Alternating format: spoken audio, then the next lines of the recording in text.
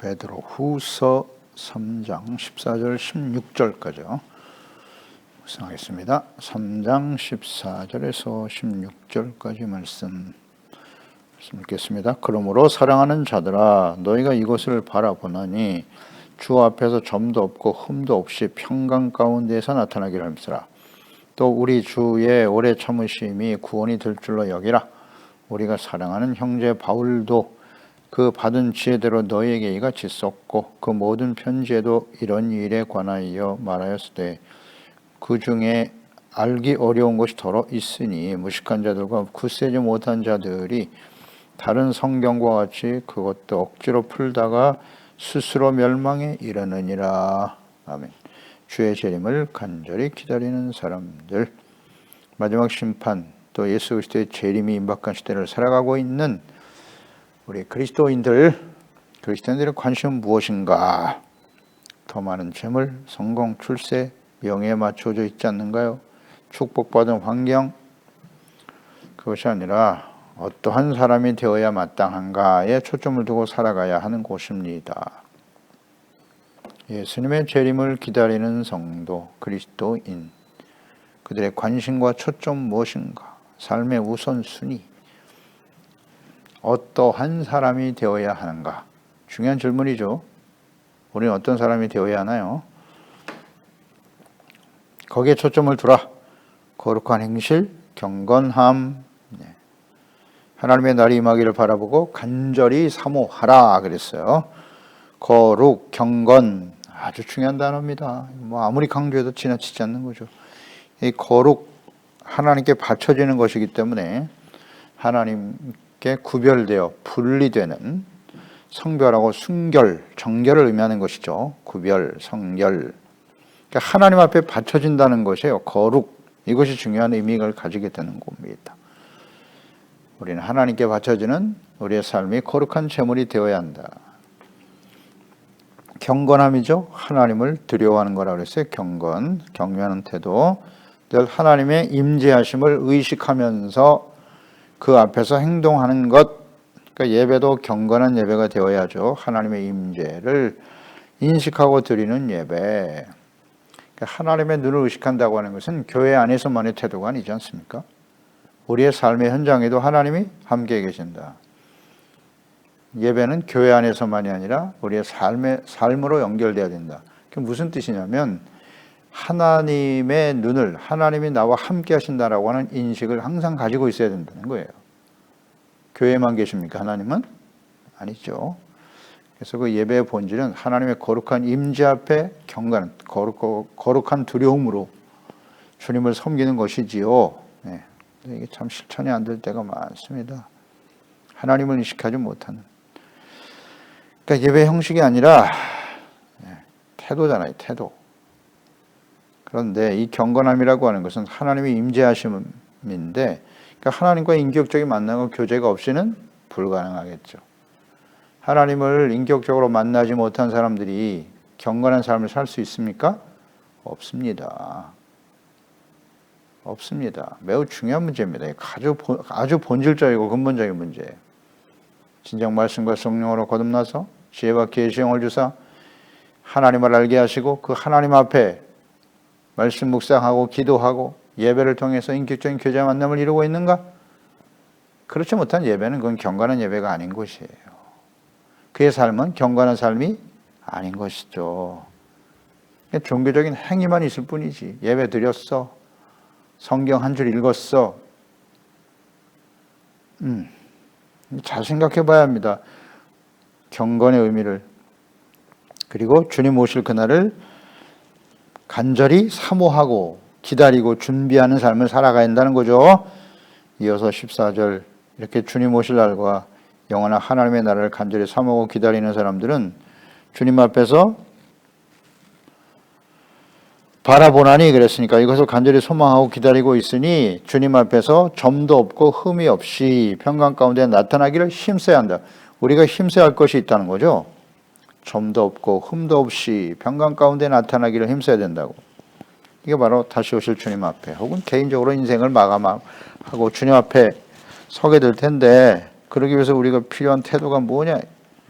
점도 없고 흠도 없이, 이 점도 흠도 없다라고 하는 헬라어 아스필로스인데, 아스필로스는 비난받을 것이 없는 도덕적으로 순결한 그런 뜻이죠. 흠이 없다, 점도 없다. 그러니까 하나님께 드릴 예물, 그 예물 혹은 제사, 여기에 대해서 주님께서 흠이 없고 점도 없는 것을 드리라고 하셨어요.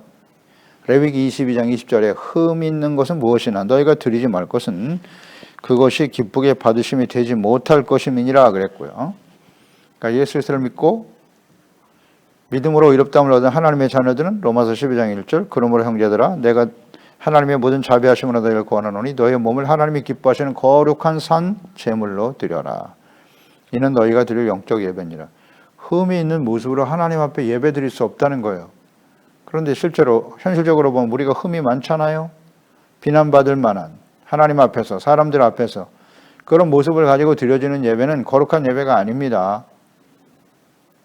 그렇기 때문에 예배의 목적이기도 하고 본질적인 문제죠. 우리의 예배가 왜 필요합니까? 하나님 앞에 온전하지 못하기 때문에 하나님의 성전에 나와서 과거 율법을 통해서 하나님 앞에 죄를 발견하고 성막에 제물을 드리는 제사를 통해서 용서받고 의롭다함을 얻는, 이것이 하나님께서 성막과 제사법을 주신 목적이고 이유이니까 오늘도 우리는 예배를 통해서 말씀 앞에서 우리의 죄를 깨닫고 버리고 씻음받고 용서받고 의롭다함을 얻는 거룩한 구별된 하나님의 자녀가 되는 것, 그것이 예배잖아요.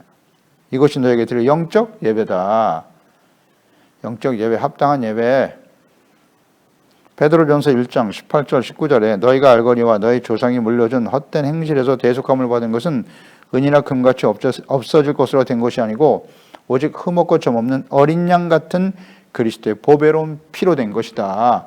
예수님의 십자가의 죽으심, 흠도 없고 점도 없어요. 예수님은 율법을 어긴 적도 없고 사람들에게 악을 행한 일이 없으세요. 그러니까 예수님의 그 흠도 없고 점 없는 제물, 자신의 몸을 제물로 드렸으니까 온전한 제물이 되었기 때문에 우리는 그 피로 용서받고 의롭다함을 받게 된 것입니다. 레위기의 제사법에 나타난 하나님의 뜻과 같지요. 그래서 예수님께서 부정모혈로 태어나신 단순한 사람이라면 우리의 그리스도가 될 수 없는 것입니다. 우리의 죄를 대속할 수가 없어요. 죄인이 죄인을 대속할 수 없는 것입니다. 당연히 동정녀 마리아에게 태어나셔야죠. 하나님이 직접 낳으신 자니라. 아멘. 성령으로 잉태되어 태어나시지 않았다면 예수는 우리의 그리스도가 아닙니다. 논의 강조되지만 흠이 있는 사람, 이 땅에 하나님 앞에 흠 없이 온전한 사람이 있나요? 의인은 없나니 하나도 없도다. 예, 그렇습니다. 우린 죄악 가운데 태어나서 죄악 가운데 살다가 하나님을 전혀 인식하지 못하니까요. 자기 마음대로 살잖아요. 육체가 시키는 대로, 욕심이 시키는 대로, 정욕대로 사는 사람들 아닙니까? 오직 보배로운 예수, 흠없는 예수 그리스도의 피로 우리가 제사받는 거예요. 디모데전서 6장 11절 14절에 오직 너 하나님의 사람아 이것들을 피하고 돈을 사랑하며 일만하기 뿌리가 된다고 그랬죠. 믿음에서 떠나게 된다고, 이것을 피하라고. 의와 경건과 믿음과 사랑, 인내, 온유를 따르고 믿음의 선한 싸움을 싸우라. 영생을 취하라. 이를 위하여 네가 부르심을 받았고 많은 증인 앞에서 선한 증언을 하였도다. 만물을 설계하신 하나님 앞 본디오 빌라도를 향하여 선한 증거를 하신 그리스도 예수 앞에서 내가 너를 명하노니 우리 주 예수 그리스도께서 나타나실 때까지 흠도 없고 책망받을 것도 없이 이 명령을 지켜라. 아멘. 명령이네요, 명령. 믿음, 사랑, 인내, 온유, 믿음의 선한 싸움을, 영생을 취하는 일에 힘쓰라고 말씀하고 계시네요. 그런데 이 명령을 하고 있는 근거는 하나님 앞과 본디오 빌라도를 향하여 선한 증거를 하신 그리스도 예수 앞에서 그랬어요. 그러니까 예수님은 사람의 몸을 가지고 이 땅에 오셨으나 본디오 빌라도가 증명했어요. 당시의 권력자의 재판관이잖아요. 공회원들이, 대제사장들과 장로, 서기관들이 예수님을 사형에 처할 죄인으로 고소했습니다만은 재판관이었던 본디오 빌라도 이방인이죠. 로마의 총독이었던 빌라도는 신문한 결과 이는 죄가 없다. 석방하려고 했습니다. 불기소 처분하려고 했어요. 그런데 대제사장과 서기관들은 끝까지 죽여야 한다고, 십자가에 못 박아 죽여야 한다고 외치고 있었죠. 그래서 죄가 없는 줄 알면서 대제사장들, 공의원들에게 잘 보이기 위해서 빌란이 일어날 것을 두려워하여 불의와 타협하고만 빌라도 앞에서 분명히 예수님은 죄가 없음이 증거된 것과 같이 그랬죠. 도덕적으로 흠이 없었다는 거예요. 범죄한 일이 없었다. 이런 모습으로 하나님 앞에 살아가야 한다. 이것을 힘써야 한다고 말씀하고 있는 거죠. 예수님 앞에, 다시 오실 주님 앞에 설 우리들은 이와 같이 준비되어야 한다는 거죠. 흠이 없고 점도 없이 이것을 위해서 힘쓰는 거예요. 세상에서 얼마나 무슨 대단한 사람이 되느냐, 무슨 대단한 업적을 세울 것이냐에 초점을 두지 말고, 중요한 문제입니다, 이거. 그저 무엇을 먹을까, 입을까, 마실까를 염려하며 하나님이 없는 이방인들과 같은 그런 삶을 살지 말고, 우리가 힘써야 될 것은 점도 없고 흠이 없는, 우리는 점과 흠이 너무 많거든요. 너무나 어둡고 폐역한 시대에 우리가 살아가고 있기 때문에 온전한 모습으로 정결하고 깨끗한, 거룩하고 경건한 삶을 살기 위해서 힘써야 한다는 것이죠.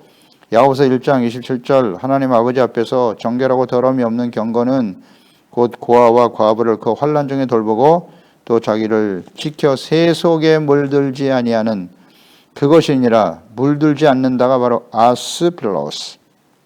아스필로스가 여기에 사용됐네요. 흠이 없다라는 뜻이에요. 새 속에 물들지 않는 것이 흠이 없는 거죠. 그러니까 이 세속화되지 않는, 물들지 않는 순결함을 지키라는 거예요. 이것이 참된 경건이다. 참된 경건이라고 말씀하고 있죠. 그래서 평강 가운데 나타나기를 힘써라. 그러니까 점과 흠이 없을 때 참된 평강의 은혜를 누리게 되는 거예요. 이 관련성을 우리는 잘 이해해야 합니다. 죄를 짓고 불의와 타협하고 많은 재물을 얻고 권력을 얻고 성공하면 나에게 평강이 찾아오리라? 그런 일은 없어요. 절대 그런 일이 있을 수 없어요. 흠이 없고 점 없이 하나님 앞에 설 때 참된 평강, 하나님과 먼저 화목하게 되겠죠? 죄를 가지고는 하나님과 화목할 수 없는 거예요. 히브리서 12장 14절, 모든 사람과 더불어 화평함과 거룩함을 따르라. 이것이 없이는 아무도 주를 보지 못하리라. 화평과 거룩함이 없이는 주님을 만날 수 없습니다. 이사야 57장 21절, 내 하나님의 말씀에 악인에게는 평강이 없다 하셨느니라. 아멘. 로마서 14장 17절, 하나님의 나라는 먹는 것과 마시는 것이 아니요 오직 성령 안에서 의와 평강과 희락이다. 평강, 하나님의 나라의 속성이죠. 성령의 열매, 사랑, 희락, 화평, 하나님과 화목한 거예요. 죄가 사라진 곳에 하나님과 화목하게 된 예수님의 십자가의 죽으심, 우리의 모든 죄값을 치르신 거죠. 죄를 용서하실 때 하나님과 원수되었던 우리가 예수 그리스도의 피로 말미암아 하나님과 화목하게 되는 거죠. 하나님과 화목한 상태가 아니고서는 절대 평안이 없어요. 흠이 없고 점 없는, 죄를 버리고 순결하고 거룩한 하나님의 자녀로 살아가려고 할 때 우리의 심령 속에 평안이 찾아오는 거예요. 아멘. 돈을 많이 벌고 세상에서 출세하고 성공해야 평화를 얻는 것이 아닙니다. 세상적인 힘을 얻어야 평화를 얻는 것이 아닙니다. 동의하십니까? 이거 모르면 안 돼요. 죄가 사라지고 죄 사함받고 용서받고 의롭다함을 얻을 때 참된 평안이 찾아오는 거예요. 이게 하나님의 나라의 속성이에요. 성령의 열매고, 그 흠이 없고 점이 없을 때 평강이 찾아오는 거예요. 이걸 힘써야 돼요. 이 평안은 누구도 빼앗을 수 없어요. 이것을 위해서 어떻게 힘써야 된다. 힘쓰라, 스프다조, 서두르다, 재촉한다, 열심히 노력한다는 뜻이에요. 어떤 일을 급히, 열심히, 부지런히 추진하는 거예요. 가만히 있는 게 아니라, 대충 하는 게 아니라 최선을 다해서 열심히 노력하는 거예요. 관심을 가진다라고 하는 의미도 가지고 있고요. 관심을 가지고 열중하고 몰두한다는 의미를 가진 단어가 바로 스프다조. 자, 우리는 열심히 하고 있나요? 무엇을 위한 열심인가요? 어디에 관심과 초점을 두고? 그러니까 흠이 없고 점이 없이 주님 앞에 설 때에 두려움으로 혹은 심판으로 서는 게 아니라 참된 평강으로 주님을 맞이할 수 있도록 이 일을 위해서 힘쓰라는 거죠. 부단히 노력하고 힘써야 된다. 과거 완료가 아니라 언제나 현재 진행형이죠. 주님 앞에서는 그날까지 무엇을 위하여 열심히 최선을 다하고 있는가? 그냥 열심히 예배만 드리면 되는 겁니까? 여기에 많이 매몰되어 있어요. 외식하는 자가 되고 있단 말이에요. 외식하는 신앙, 위선적인 신앙. 무엇을 위한 열심이에요? 왜 우리가 열심히 예배를 드리고 하나님의 말씀을 듣고 하나님의 말씀을 묵상하는 것입니까? 그 이유와 목적이 뭐예요? 부지런히 말씀 앞에서 우리의 죄를 버리고 씻음받고 용서받고 거룩하고 의롭고 경건한 흠이 없는 하나님의 자녀로 세워질 수 있도록, 그게 목적이잖아요. 이것을 위해서 우리가 열심히 최선을 다하고 있나요? 베드로후서 1장 5절로 7절이잖아요. 그러므로 너희가 더욱 힘써 스푸다조 너희 믿음의 덕의 지식을 지식의 절제 인내 경건 형제 우애 사랑을 더하라. 이것을 영적 성숙이죠. 이것을 위해서 정말 열심히 최선을 다하고 관심을 두고 몰두하고 있는가? 모르면 안 됩니다. 이거. 그런 사람들은 베드로후서 1장 10절 11절 그러므로 형제들아 더욱 힘써 스푸다조 너희 부르심과 택하심을 굳게 하라. 부르심과 택하심. 너희가 이것을 행한즉 행해야 돼요. 조건절. 언제든지 실족하지 아니하리라. 그런 사람이 시험에 들지 않아요. 이같이 하면 우리 주 곧 구주 예수 그리스도의 영원한 나라에 들어감을 넉넉히 너희에게 주시리라. 아멘. 주님이 주시는 거예요. 어떤 사람에게? 힘쓰는 사람. 예수 그리스도를 믿고 구원받는 것은 은혜로 된 것입니다. 구원은 우리가 할 수 있는 일이 없어요. 말씀을 듣고 복음을 듣고 회개하고 복음을 믿는 거죠. 그건 우리의 결단과 의적 결단과 선택이에요. 그 이후에 하나님의 은혜로 주어지는 거예요. 우리가 뭐 무조건 열심히 한다고 율법을 지켜서 구원에 이룰 수 있는 건 아니란 말이죠. 은혜로 주어진 것이죠. 그러면 그 다음부터 우리가 힘써야 될 것은 뭐냐 이거. 영적 성숙이죠. 말씀과 성령으로 거듭난 하나님의 자녀가 된 것이니 자녀로 갓난 어린아이로 태어난 거예요. 그 다음에는 어떻게 무엇을 힘써야 돼요? 부지런히 육체적인 성장을 위해서 양식을 잘 섭취해야 되고 사람이 먹는 것 갖고 다 되나. 열심히 교육을 받고 지식을 쌓아가야죠. 그래서 하나님의 말씀을 통해서 부지런히 배우고 믿음으로 시작해서 덕, 지식, 인내, 경건, 형제, 우애, 사랑을 더하라. 이게 계속 성장해 가야죠. 이것을 위해서 힘써야죠. 흠이 없고 거룩한 평강 가운데 하나님 앞에 나타날 수 있도록 힘써야 되는 것이죠. 우리 가운데 참된 평안이 있나요?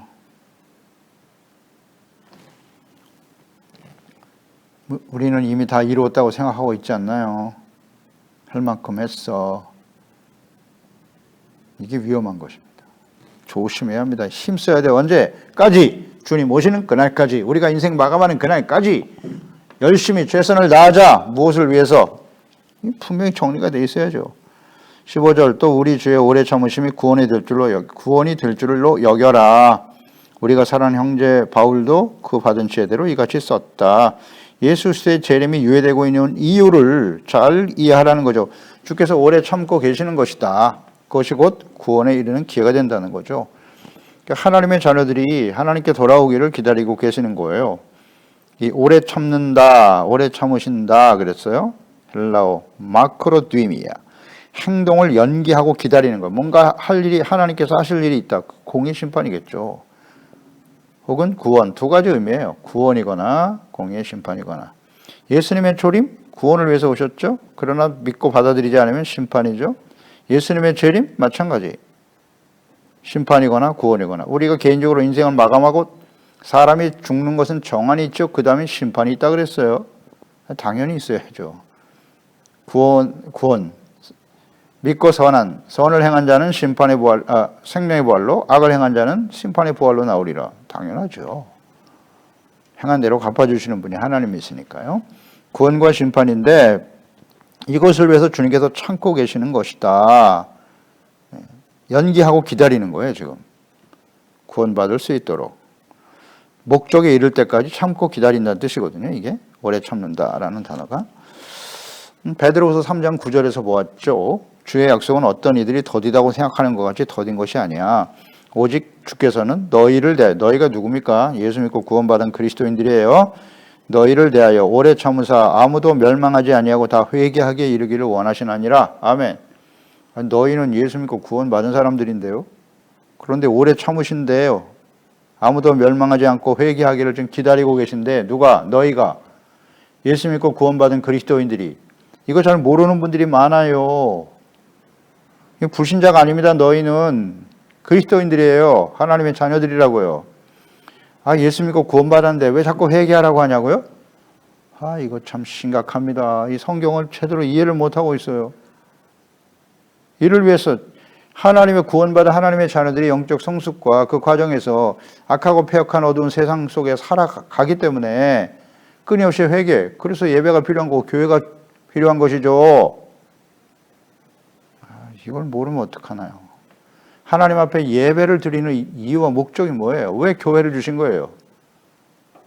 본질적인 문제인데 예수 믿고 구원받았으니까 완벽한 의인이 되었도다? 다시는 회개할 필요가 없습니까? 이런 게 거짓이잖아요. 너희에 대하여 너희가 회개하기를 이르기를 지금 기다리고 계신다고요. 2000년 동안 지금 예수님의 재림이 유예되고 있습니다. 가장 중요한 목적, 하나님이 기다리고 계시는 대상이 누구다? 첫째는 언약의 백성 이스라엘입니다. 이스라엘, 2000년 동안 나라가 없이 난민 신세, 디아스포라로 살던 이스라엘을 하나님이 회복시켜 주셨지 않습니까? 1948년에 독립을 시켜 주셨어요. 이스라엘 회복됐다고요. 기다리고 계시는 거예요. 그 이후에 지금까지 지금 기다리고 계시는 거예요. 예수 그리스도께로 돌아오라. 쉽지 않죠. 그 중에서 이제 구원받을 사람들을 기다리고 계시는 거고, 그 다음 이제 이방인으로서 예수를 믿고 구원받은 그리스도인들, 하나님의 자녀들, 교회 이들이 회개하고 주님께 돌아오기를 기다리고 계시는 거다. 이건 모르면 안 됩니다. 너희가 회개하고 돌아오기를 기다리고 계시는 거다. 그래서 계시록, 요한계시록 마지막 심판이 임박한 시대의 소아시아 7교회, 교회들에게 회개하라고 외치고 계시잖아요. 계시록 3장 19절 21절 무릇 내가 사랑하는 자를 책망하여 징계하노니, 내가 사랑하는 자들이잖아요. 그러므로 너희가 누굽니까? 주님의 사랑받은 자녀들, 열심을 내라, 회개하라. 볼지어다 내가 문 밖에 서서 두드리노니 누구든지 내 음성을 듣고 문을 열면 내가 그에게로 들어가 그와 더불어 먹고 그는 나와 더불어 먹으리라. 이기는 그에게는 내가 내 보좌에 함께 앉게 하여 주기를, 내가 이기고 아버지 보좌에 함께 앉은 것과 같이 하리라. 아멘. 하나님의 사랑, 오래 참음이죠. 오래 참음이 하나님의 사랑이에요. 사랑은 오래 참고 모든 것을 믿고 참고 바라며 견디고 계시는 거다. 이게 사랑이란 말이에요. 관용과 인내. 사도 바울도 지혜로 너에게 이렇게 썼다 그랬어요.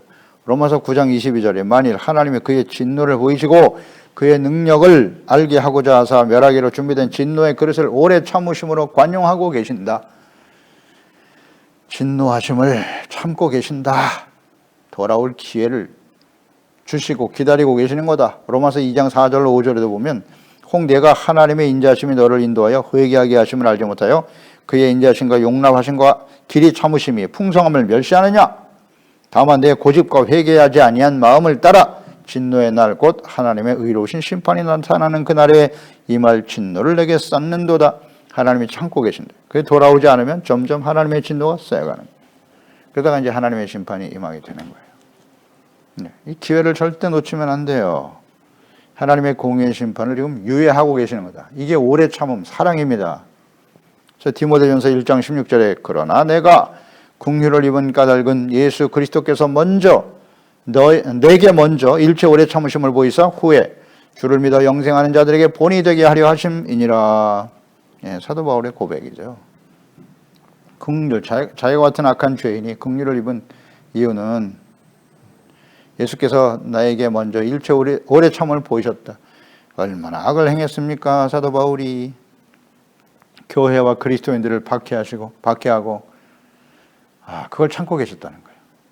그러다가 나에게 긍휼을 베풀어 주신 이유는 모든 사람들에게 이와 같은 은혜가 임하기를 하나님이 원하시기 때문이다. 할렐루야. 그러므로 예수 그리스도께서 재림하시기 전에 혹은 우리의 생명이 끝나기 전에 이 주어진 기회를, 시간이죠. 주어진 시간, 기회를 죄악된 삶을 즐기기 위한 핑계로 삼을 것이 아니라 회개의 기회로 삼아야 한다. 아멘. 예수 믿고 구원받은데 왜 자꾸 회개하라고 하냐고요? 정말 듣기 싫어하죠. 회개라는 말. 우리가 뭐 완벽한 사람인 것처럼. 그 회개를 싫어하는 사람은 대부분 어떤 사람? 빛을 미워하는 거예요. 빛을 싫어해. 어둠의 삶을 더 사랑하고 좋아하기 때문이다. 그래서 빛이신 예수님을 거부하죠. 하나님의 말씀을 거부하죠. 교만한 거예요. 그게 교만이에요. 듣기 싫어도 할 수 없습니다. 회개하라는 말을 싫어한다? 교만한 거예요. 죄악의 어둠을 더 사랑하거나. 그렇지 않겠습니까? 다른 이유가 있나요? 하나님의 오래 참으심은 사랑과 은혜이지만 언제까지 계속되지는 않아요. 기회가 지나가기 전에 회개하고 구원을 온전히 이루어가야 하는 것입니다. 우리가 이 땅에서 영원히 살 것 같습니까? 그렇지 않죠. 끝이 있어요. 태초에 하나님이 천지를 창조하시니라. 여기서 시작해서 요한계시로 끝나는 거예요. 이게 하나님이 세우신 역사는 물론 끝은 아니죠. 새 하늘과 새 땅을 만드시니까 죄악된 세상을 정리하시고 노아의 시대처럼 새로운 하나님이 다스리시는 하나님의 나라의 거룩한 백성이 가득한 원래 창조의 목적으로 회복시키시는 하나님이시지만 기회가 지나가기 전에 구원을 온전히 이루어가야 합니다. 고린도후서 6장 2절 이르시되 내가 은혜 베풀 때 너에게 듣고 구원의 날에 너를 도왔다 하셨으니 보라 지금은 은혜 받을 만한 때요 보라 지금은 구원의 날이로다. 구원의 기회로 삼아야 돼요. 놓치면 안 됩니다. 16절 또 그 모든 편지에도 이런 일에 관하여 말하시되 그 중에 알기 어려운 것이 덜어 있었다. 무식한 자들과 굳세지 못한 자들이 다른 성경과 같이 그것도 억지로 풀다가 스스로 멸망에 이르게 되었다. 사도 바울의 편지는 덜어 어려운 것이 있었다 그랬어요. 그러니까 무식한 자들과 굳세지 못한 자들이 그랬어요. 그러니까 성경을 잘 이해하지 못하는 상태에서 또 믿음도 연약한 상태에서 이 사도 바울이 기록한 그 말씀을 듣고 잘못 해석하다가 멸망에 이른 자들이 있었다는 거예요. 그러니까 예를 들면 사도 바울이 기록한 서신 중에 이제 로마서 같은 경우 로마서는 이신칭의 믿음으로 말미암아 의롭다함을 얻게 되었다라는 가르침이잖아요. 근데 이것을 잘못 이해해서 의롭다함을 얻기만 하면 자기 마음대로 살아도 된다라고 잘못 해석한단 말이죠. 그러니까 로마서는 1장에서 11장까지는 믿음으로 의롭다함을 얻는 거예요. 율법의 행위로 의롭다함을 얻는 것이 아니라 갈라디아서 역시 마찬가지고 복음과 율법에 대한 분명한 가르침을 주고 있죠. 율법을 통해서 의에 이를 수 있는 사람은 없다. 율법은 죄를 깨닫게 하는 것이고 예수님의 십자가의 죽으심, 그 부활하심을 믿음으로 우리가 의롭다함을 얻었다. 11장까지는 이신칭의이지만 12장에서 16장까지는 그러면 믿음으로 의롭다함을 얻은 사람은 어떻게 살아야 하니? 에베소서도 그렇고 빌립보서, 골로새 그 이후에 고린도 전후서도 마찬가지 구원받은 이후에 믿음으로 의롭다함을 얻은 이후에 어떻게 살아가야 하는지를 너무나 자세하게 가르쳐주고 있어요. 기록하고 있습니다. 그런데 이것을 한 부분만 이신득이만 생각한다면 한 부분만 강조하고 그래서 우리는 율법에서 해방됐다. 이것을 잘못 적용시키는 경우가 있다는 거예요. 있다는 겁니다. 로마서 8장 1절로 2절에도 그러므로 이제 그리스도 예수 안에 있는 자에게는 결코 정죄함이 없다. 이 말씀을 잘못 이해한단 말이죠. 무식한 자들과 굳세지 못한 자들이.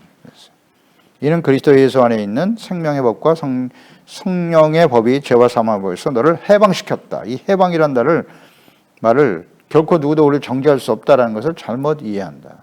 무식하다. 하나님에 대해서 잘 모른다는 뜻이에요.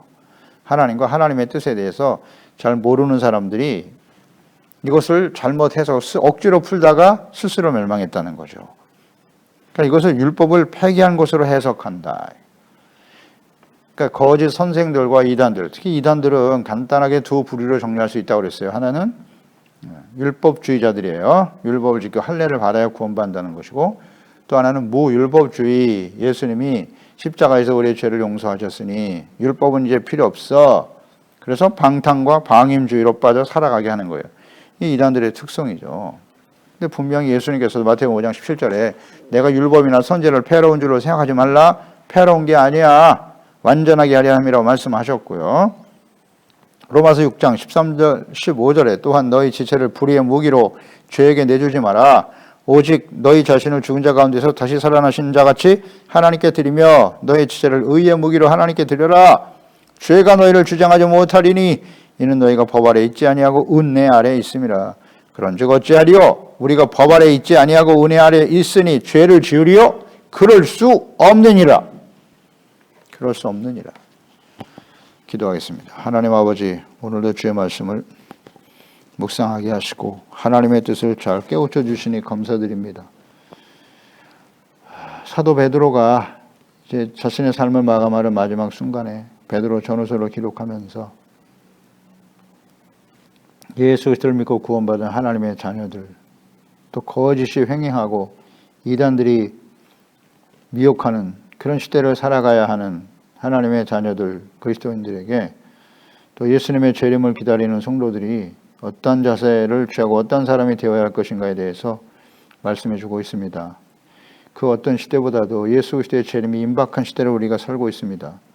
예수님의 재림의 약속이 지금 2000년 이상 유예되고 있는데요. 이것이 곧 우리가 하나님 앞에 회개하고 구원받아 구원을 온전히 이룰 수 있는 기회로 여기라고 주님 말씀하고 있죠. 그리고 주님을 오심을 사모하고 기다리는 우리의 관심과 초점, 우리는 무엇을 위해서 열심히 최선을 다하고 있는가? 점도 없고 흠도 없이 평강 가운데 주님 앞에 설 수 있기를 힘쓰는 저희들이 되게 해 주세요. 예수 그리스도의 재림을 기다리는 성도, 거룩하고 경건한 행실로 주님의 약속, 영원한 하나님의 나라의 소망을 바라보면서 이 땅에 썩어질 것을 위해서 열심히 힘쓰는 자들이 아니라 경건하고 흠이 없는 거룩한 모습으로 하나님 앞에 설 수 있도록 최선을 다하고 말씀, 묵상, 기도, 성령의 인도하심을 경건한 삶을 힘쓰는 우리 모든 지체와 가족들, 자녀들이 되기를 바랍니다. 아버지, 무엇보다도 우리 소중한 지체와 가족들, 자녀들, 이 말씀을 듣는 모든 사람들이 지혜와 계시형을 위해서 하나님을 알게 하시고 인격적으로 하나님을 만나고 금과 끊임없이 말씀과 기도로 성령 안에서 교제하며 영광스러운 모습으로 화평 가운데 주님 앞에 설 수 있게 도와주시옵소서. 예수님의 이름으로 기도드립나이다. 아멘.